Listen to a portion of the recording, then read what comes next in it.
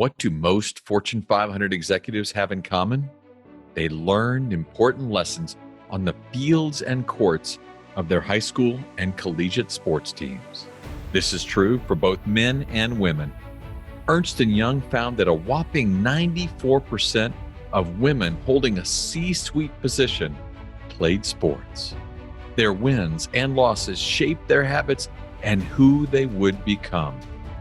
Join me on my journey to sit with some of the brightest executives in the world as we discuss how sports shape their professional trajectory.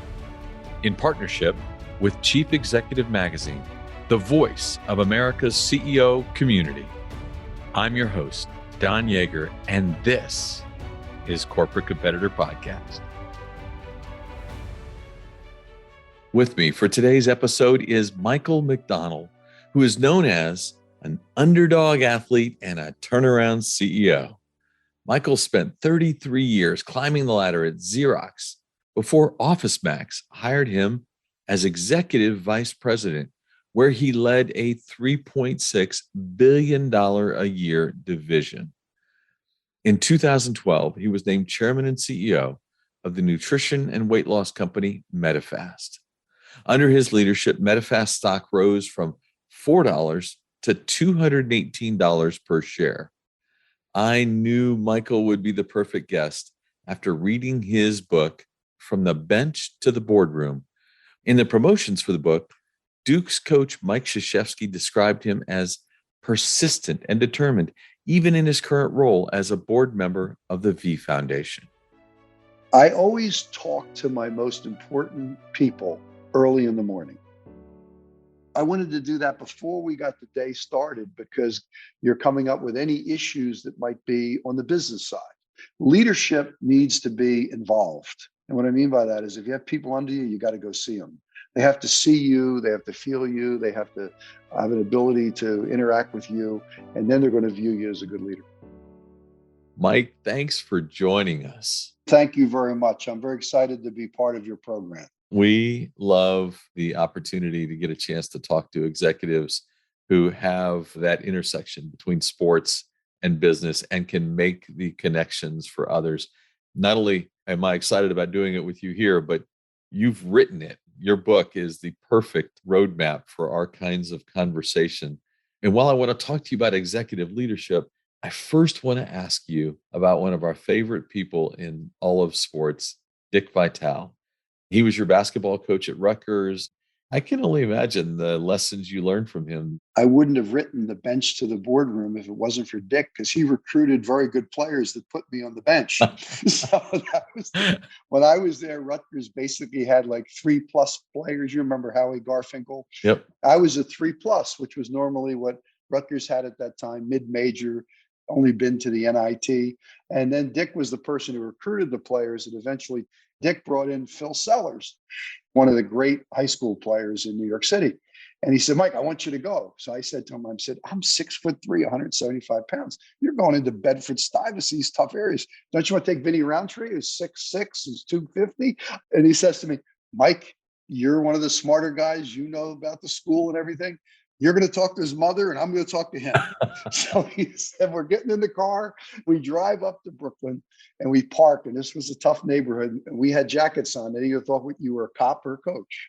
That was really what they thought when you get out with a sports jacket on. A bunch of kids were there. So Dick takes out $20 and says, I want you to watch my tires and make sure they're still here when we get back. So we go up to Phil's project and we went up to see his mother. His mother was a wonderful lady. I talked to his mother for 4 hours about academics, how Rutgers wasn't a typical school where you're going to just go there and they're going to let you go through. And it's going to be somewhere where Phil's going to get an education. If he doesn't make the pros, he'll be able to have a long career at whatever he wants to do. Dick's over there with Phil. You come here, we're going to the Final Four. And God darn it, they did. So he was there pushing Phil, doing his thing. And that was one of the great days I ever had with Dick Vitale on the recruiting trail, getting the best player he ever recruited. The beauty of Dick is that he is the single most relentlessly positive human being I think we've ever met. He oozes energy. It doesn't matter how old he is. He seems younger than everyone else in the crowd. We just received the great news that he's cancer free. He's been in this great battle this last year. I know how closely you stay in touch with him. What lessons did you learn about him and his positivity that you think play a role in the career that he's so amazingly fashioned? The first thing I learned from Dick is he was always the same person. When he was making $11,000 a year as an assistant coach at Rutgers, and when he was a famous announcer from ESPN, Dick was Dick, always enthusiastic and positive. Every day he was upbeat. He had a quick mind. He would always talk. We'd be on the bus doing sports trivia, any sport, baseball, this, that. You really have to get up every day and enjoy life, be positive about it. I enjoy life and I enjoy people. I learned a lot of that from two people, Dick Vitale and Jimmy V. When I worked for him for 2 years at Iona, Jim Valvano was the same way. He was probably the greatest salesperson I ever met. One of the most motivated people and funny, like working for Jay Leno. Every day he had you laughing, and yet he was a very serious basketball coach. He just had that unbelievable personality and ability to carry the crowd. Mm. The other thing I learned from Dick, he was a very spiritual guy. Years later, when I was at Xerox, we were interested in looking at sponsorship. We were going to look at Notre Dame. And Dick says to me one day, well, why don't I go to Notre Dame with you, with my wife, and we'll spend the weekend? So I went out with my kids and with Lorraine and Dick and went to Mass after the game at the dormitory with the kids. His wife is a fantastic person, tremendous values. Mm. Great family, and he's got terrific spiritual values. So it's hard not to really learn a lot from Dick Vitale if you're a young person. Gosh, you get Vitale and Valvano. What a start to your life. You're not even 25 years old. You've worked with two people who could be incredible game shapers for you. Valvano, an assistant coach named Pat Kennedy, who was down here in Tallahassee where I live. So when Valvano would come to town, he and I and Pat and several others would go out to dinner, and you talk about his fun and his energy. I'll never forget, they were once telling a story about Valvano recruiting somebody. When he stuck his hand out, he said, Jim Valvano, Iona College. And the kid apparently says, Mom, everybody else sends coaches. This school sent the owner. I have no idea what percentage of any Jim Valvano story was true, but that one stuck with me for years. I loved it. I've been there for those where he says, Jim Valvano, he talks so fast. Right. That happened multiple times. And by the way, he had terrific kids. You go to Jim's national championship team, look at the careers of all those kids who played on that team. They're some of the classiest people I have ever met. Jim never got the credit for the guys he's assembled and what they did afterward. Jimmy had a big impact on people's lives. He had it on my life. He was one of the great influences on my life. Hey, he wasn't happy I left coaching because I used to do all the scouting for Iona, and I had the ability to be, I think, a really good coach. But the reality was in those days, coaches didn't make any money. Right. It's a lot different than today. I was working with assistants who were making 12,000 and 4,000. The head coach might have made 40. Well, Xerox came to me and said, Mike, we'll pay you 15,000 to start. I was making more than two assistant coaches day one. Wow. It wasn't a great financial attraction back in those days. And my wife, Jean, was Tom Young's secretary for 5 years at Rutgers. So she knew the business and was there for the Final Four. And in fact, I kid the players, I got the best deal out of Rutgers.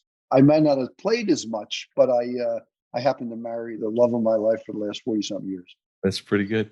Michael, one of the things that you shared in your book was that you referred to Coach Valvano as one of your great mentors. He wasn't just a coach and a funny guy and maybe a boss, but he was also an incredible mentor to you. Now, tell me, how did you establish that mentor relationship, and what advice would you give to those who are listening about finding mentors early in their career? When I was at Rutgers, I had a great year as a freshman. I averaged 18 points a game. And I met a lot of the alumni in that freshman year.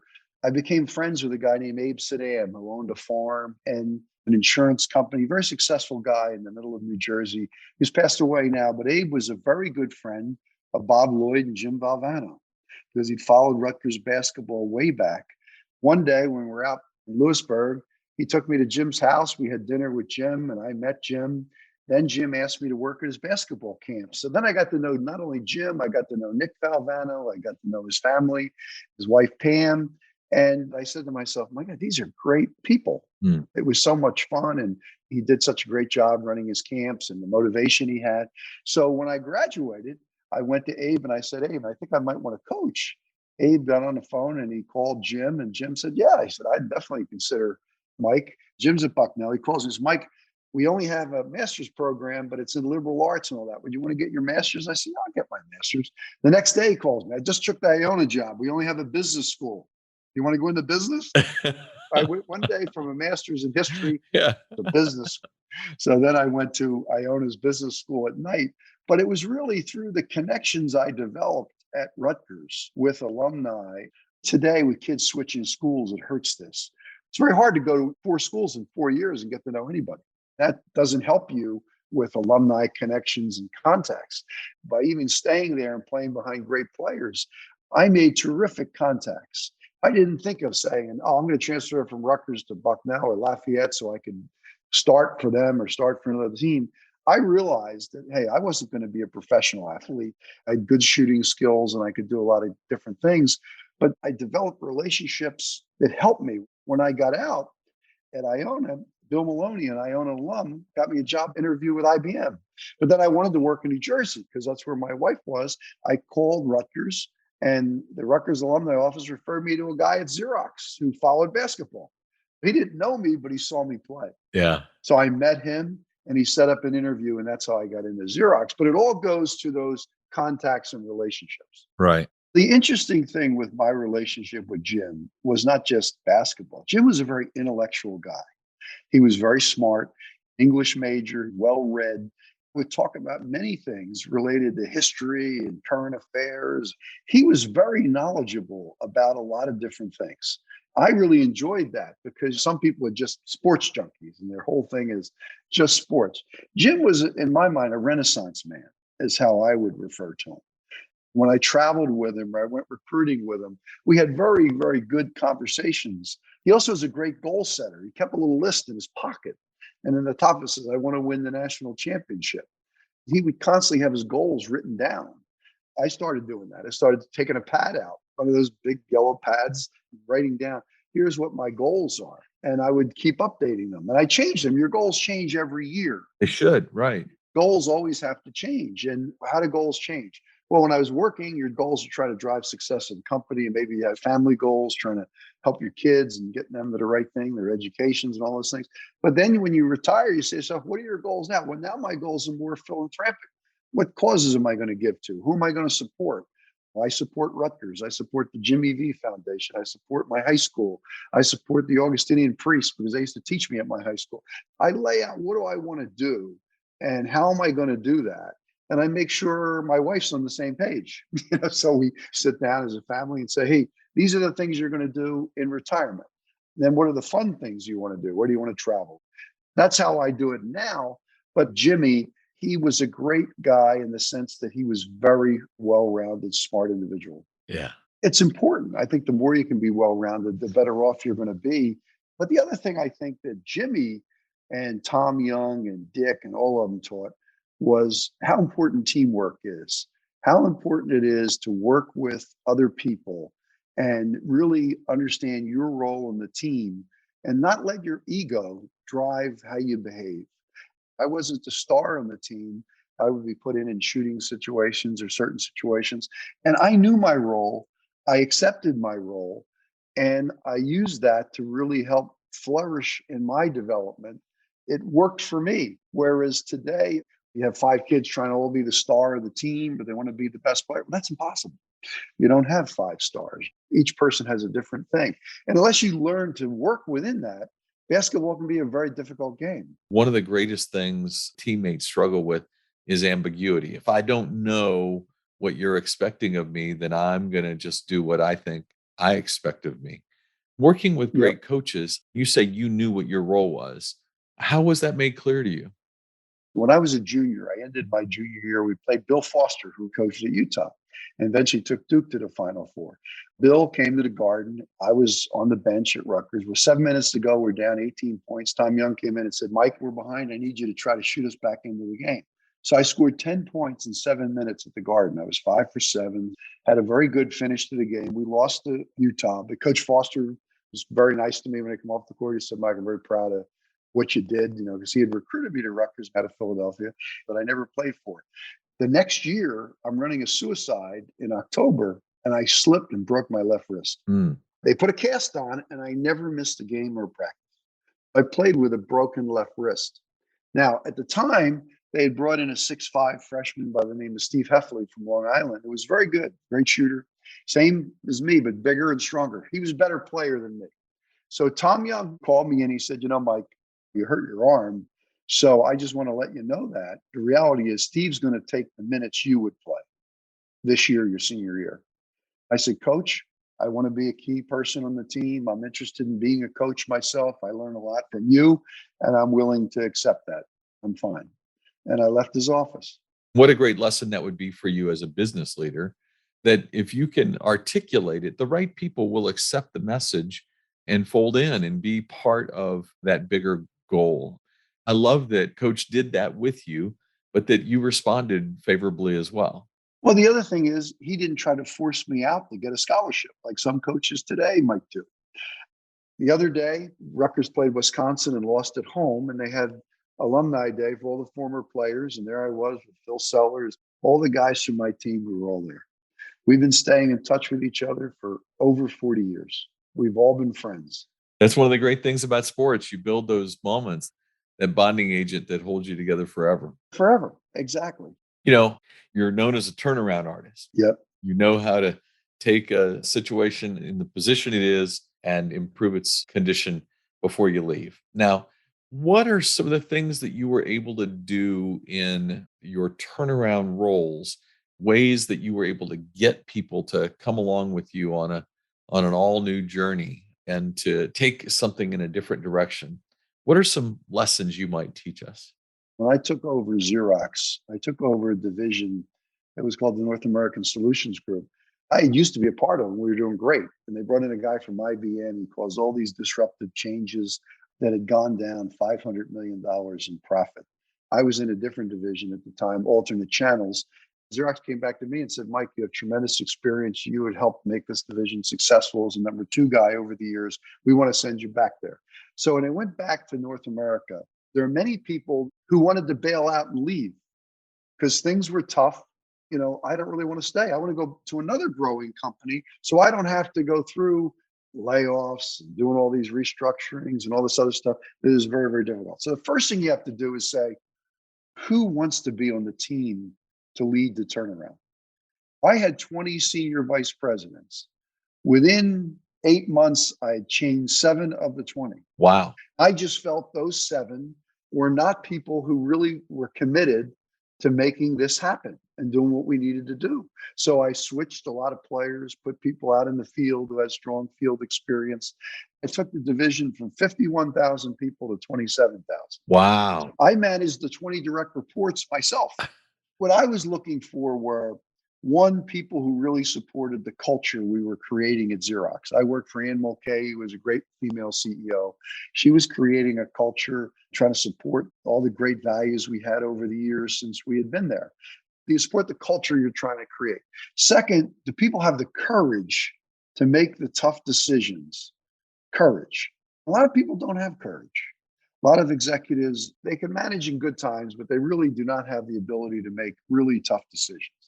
Back to basketball. Tom Young taught me courage when he had that conversation with me about how I wasn't going to play.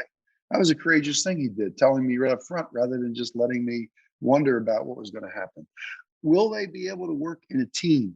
Back to Vitale and Valvano and how they built teams and got people to buy in on what they wanted to do. And they're the same things you're doing in business. It's no different.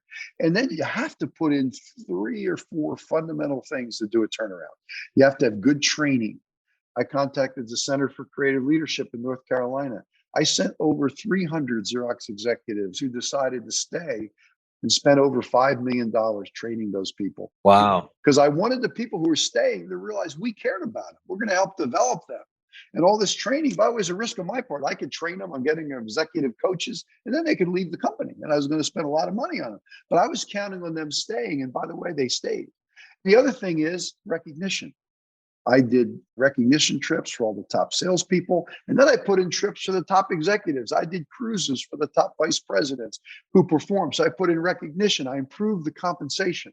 While I was downsizing and doing a lot of difficult things to save the company, I was making sure the survivors were feeling good about what was going to happen. Boy, that is big right there. Making sure the survivors are feeling good. And then the other thing you have to do is communicate. In Rochester, I had 2,000 staff people in one building. It was called Xerox Square, 29-floor building. I had a meeting in the auditorium, all 2,000 people. And I said to them, I just want to let you know, within 12 months, there'll only be 1,000 over here. We're going to be reducing the staff in half. By the way, I'm going to do outplacement. I'm going to help you find other jobs. We're going to do this. We're going to do that. We're going to give you severance. I laid out what we're going to do. Years later, people said to me, Mike, you were one of the few executives who didn't announce this stuff in the newspaper and then talk about it. I told them first. So communication, where do you learn communication? From some of the best coaches I've ever seen are communicators. That is a key skill for anybody in business. Yeah. You were talking about Johnny Wooden. One day I'm at the Final Four seats from me is Coach Wooden and his daughter. She had to be 60. Yeah. I walked down, I said, Coach Wooden, my name's Mike MacDonald. I played at Rutgers for Tom Young.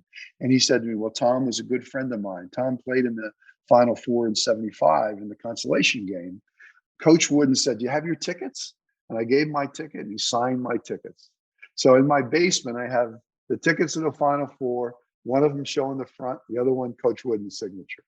People like that who have great communication skills, who care about other people. I mean, he didn't have to do that. Here I am, some guy, sat the bench at Rutgers, and here I am with Coach Wooden. I had the honor of working with Coach Wooden for 12 years. We wrote a book together. When you talk about communicating, he was a master of making sure that everybody's role was clear and that they knew what their expectations were. That's exactly what we're talking about here. Communication is so important. And then, by the way, accountability. Accountability is something that goes through everything. I mean, goes through sports, goes through business. People have to learn that they're accountable to deliver results. Whatever your role is in anything, you got to be able to perform and deliver results. If you don't hold people accountable, you'll never be successful in business. People who work for me always knew if I put you in a job running New York, you were going to get 1 year to help turn it around. My expectation was after you had a chance for a year, next year, you got to start seeing improvement. If the thing goes down, you're not going to be there. You only have so much time to turn businesses around, and you've got to really develop that. I also empowered people. I gave them the ability to do it their way. I didn't try to tell people and be prescriptive. I didn't try to hire people like me. I had very diverse organizations. They were great performers. I was very proud of the results that we delivered. I always tried to have a very diverse group because they also give you more opinions that are very different than your own, which helps make better decisions. Yeah. One of the things that you had shared in your book was that in basketball, you realized that you didn't have the same physical skills that maybe some of your other teammates, as you pointed out. Dick Vitale ultimately made the title of your book possible by sitting you on the bench there. But once you got into the business world, the thing that you did have was competitiveness, hard work, and stick-to-itiveness. I love that phrase, stick-to-itiveness. Some of that came from your time in athletics. Yes, I was someone who felt this. I really felt this. In the business world, if I worked hard and went into a company and you learned from that company, you learned everything about it from the good top senior guys. I mean, Xerox had a university they sent you to teach you all about everything. And then they sent me to Columbia and Harvard, which were great opportunities. If you did that, you were constantly learning and developing skills. And I was learning things at 45, 50 years old that I didn't know when I was 25. I was in the copier business, so I learned all about industrial products. I spent 10 years on boards of telecom companies. I learned the whole telecom industry. I didn't know a darn thing about it. Then I went to Medifast. I knew nothing about consumer products. I took Medifast from a value of it was about $250 million market cap. Now it's over $2 billion.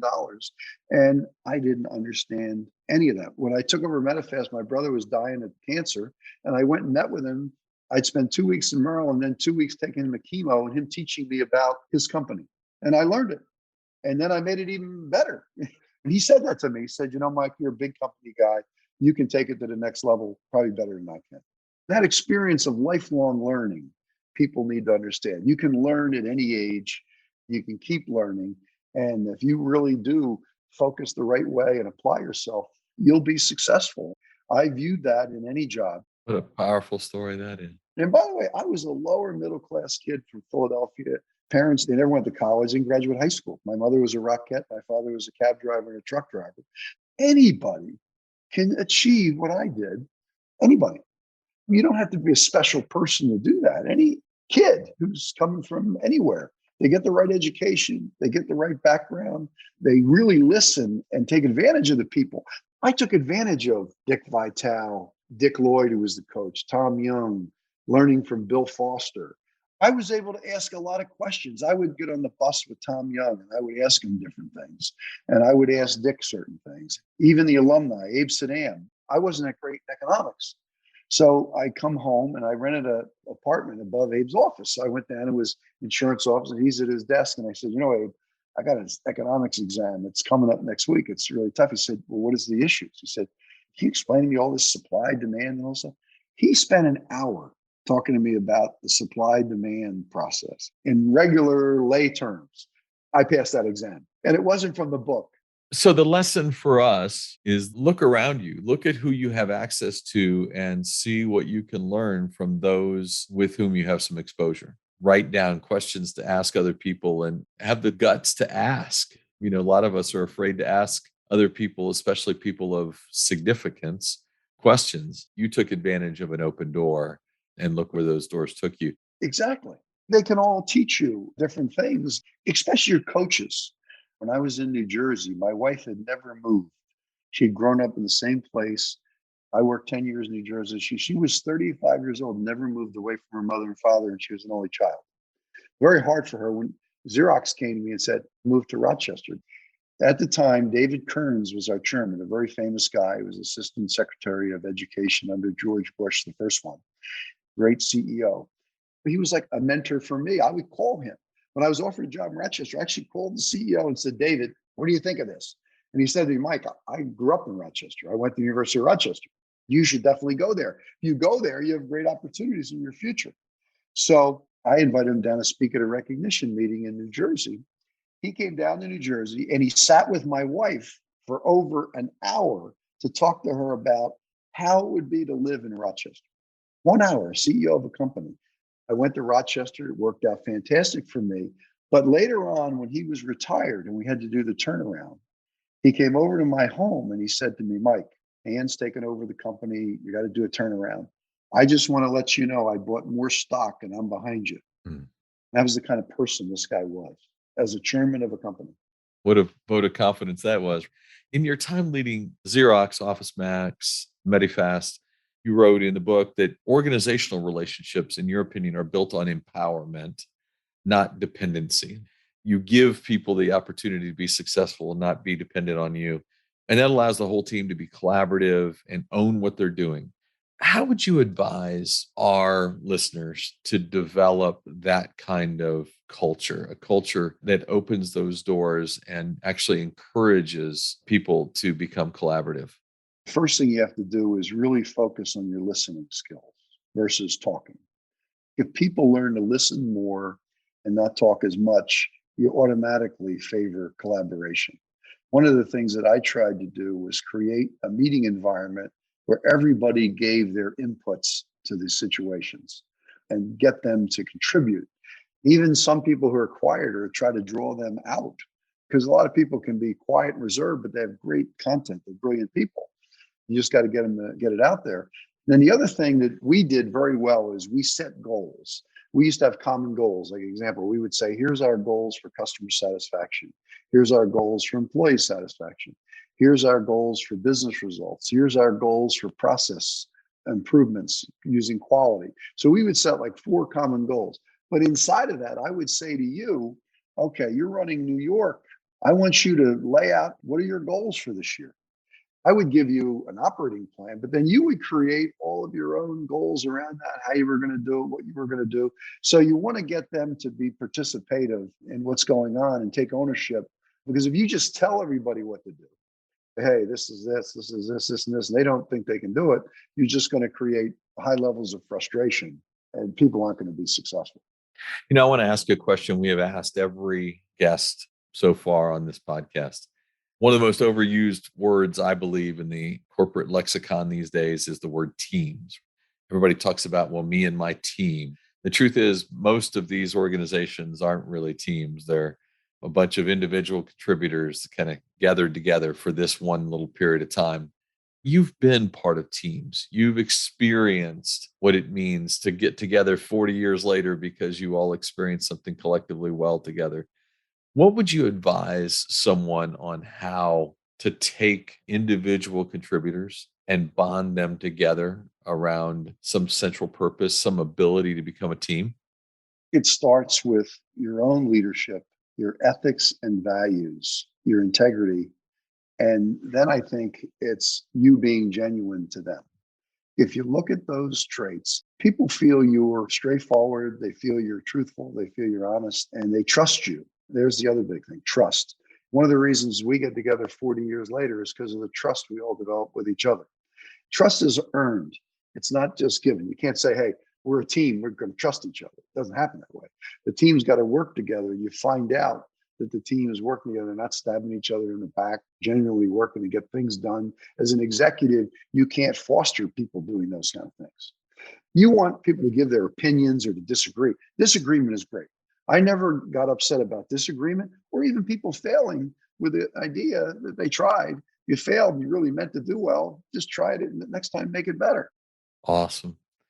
I've spent 30 years in journalism and I've had the chance to interview a lot of great coaches and athletes. And I've always asked one question: if you can identify a habit that you believe allowed you to separate yourself from others, a habit that was very central into your daily routines that you think made you more successful, what would that habit be? I always talk to my most important people early in the morning at 7 a.m. every day. I met with my head of finance and my head of HR every morning. I wanted to do that before we got the day started because you're coming up with any issues that might be on the business side, whether it be a financial issue, whether it be a cost issue, whether it be this, anything, margin problems or things you might need to talk to business divisions about. So you found out any of the current important things. On the HR side, we had 52,000 people. You're going to have something every day. Before my day started, before I got in meetings, with some of our meetings would last 6 hours, Monday and Friday. I traveled, by the way, all week, Tuesday through Thursday. I visited 150 offices a year, visiting customers, talking to employees, taking managers to dinner. Leadership needs to be involved. And what I mean by that is if you have people under you, you got to go see them. They have to see you, they have to feel you, they have to have an ability to interact with you, and then they're going to view you as a good leader. I love that. You know what? I have to tell you, we've asked that question thousands of times, never gotten an answer like that. That's a great one. Very tactical. Talk to your most important people early in the morning. Get your day started with information so that you can move on that information early. I love that. Other than buying your book and supporting the V Foundation, how else can our listeners best connect with you and support you? Well, first of all, the book is on Amazon. That's where you get the book, From the Bench to the Boardroom. I'm always available. I do a lot of speaking to universities. I spoke at Rutgers. I've spoken at Columbia. I speak at Fairfield University every year. So I try to do a lot with students to really communicate and have a chance to share things directly. I love it. Mike MacDonald, you literally wrote the book on our topic that we cover in this podcast every week. And today, I just want to thank you for having spent your time and being a corporate competitor. Well, hey, thank you very much. Look forward to seeing you. What a conversation with a gentleman who has actually written the book on how to take lessons from sports and apply them into your business life. What a perfect exemplar of what it is that we try to talk about every week on Corporate Competitive Podcast. One of my favorite parts of the conversation was when Mike was talking about the tough choices he had to make while leading that major division within Xerox, a division that was limping along and that he was asked to turn around. And when he looked at his executive leadership team, the 20 that answered most directly to him, he realized that 7 of them needed to go because he was looking for teammates, leaders who had the courage to make tough decisions. What a tough and great lesson. If we can prove to others that we are willing to make those tough decisions, we stand out from the crowd. Those who are afraid to make those decisions are those who end up in a different organization before it's over. I love that he says he was taught that by his coach, who made the tough decision to sit Mike down as a senior in college and let him know very honestly that another player was going to take his minutes. And he heard it from the coach before he heard it in the newspaper. Honesty, transparency, those are the elements that people are looking for, that we are all looking for in those we want to work with. You know, I have loved celebrating March Madness. It's one of my favorite times of the year. But this year, we get to celebrate it with lessons from college basketball, lessons we're learning from Coach Scott Drew at Baylor, Jay Billis, the legendary broadcaster and former Duke player, and now Mike MacDonald. If you've enjoyed the lessons learned here, please do us a favor and leave a rating on your favorite podcast platform. Doing so actually allows us to serve others even more greatly. Thank each and every one of you for being corporate competitors. Join us as we continue to carry the message on next week. If you could share one habit, one thing you've done consistently that allowed you to separate yourself from your competitors, what would it be?